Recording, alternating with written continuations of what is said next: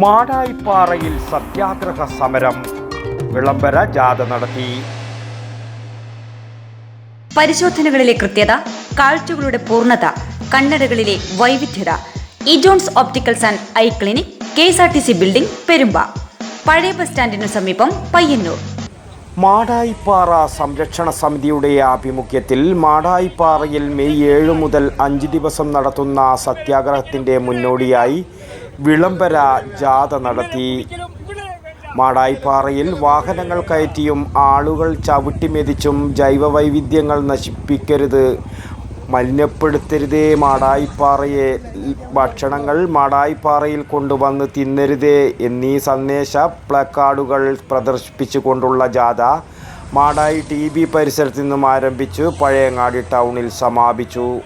സംരക്ഷണ സമിതി chairman PP Krishnan, secretary KP Chandrangathan, N Narayanapidarar, C Narayanan, VP Muhammad Ali, Mahmood Mattool, AV Rajendran, Patteri Ramachandran, E Balakrishnan, KP Raveendran, MKV Rajeevan, KM Govindan, Pramod Madappally, K Kumaran, KV Baburaj എന്നിവർ നേതൃത്വം നൽകി.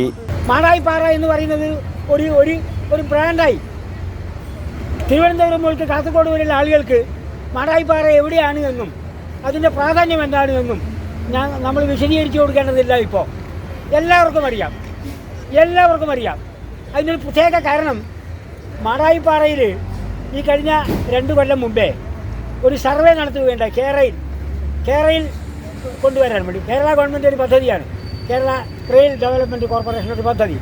ആ കേരയിൽ കൊണ്ടുവരാൻ വേണ്ടി മാടായിപ്പാറയുടെ കുറേ കൂടി കിഴക്കും തെക്കുമുള്ള സ്ഥലം, കുറേ കൂടി കിഴക്കും വടക്കുമുള്ള സ്ഥലം, അതായത് ചെറുതാഴം വയൽ, ഏഴോം വയൽ, ഗാവും മനമ്പ് വഴി പോകാനായിരുന്നു ആദ്യത്തെ സർവേ.